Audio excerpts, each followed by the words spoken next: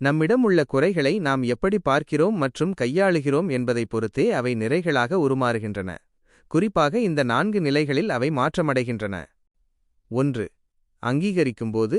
எப்போது நாம் நமது பலவீனங்களை மறைக்காமல், ஆமாம், இது என்னிடம் உள்ள குறைதான் என்று மனதார ஒப்புக்கொள்கிறோமோ, அப்போதே அந்த தவறைச் சரிசெய்யும் முதல்படி தொடங்குகிறது.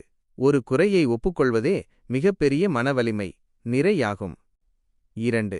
பக்குவம் அடையும்போது. சில குறைகள் இயற்கையானவை. உதாரணமாக, ஒருவர் மெதுவாக பேசும் குணம் கொண்டவராக இருக்கலாம்.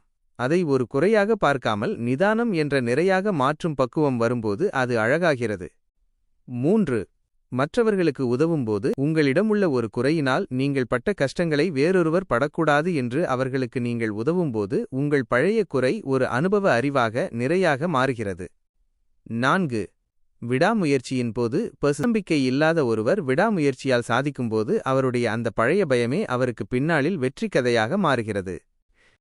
சுருக்கமாகச் சொன்னால், உங்கள் குறைகளை நீங்கள் வெறுக்காமல் அவற்றை செதுக்க வேண்டிய கற்களாக பார்க்கத் தொடங்கும்போது அவை அழகான சிலைகளாக, நிறைகளாக மாறும்.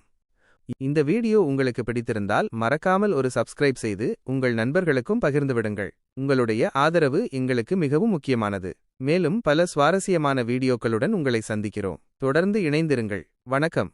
வாழ்க வளமுடன்.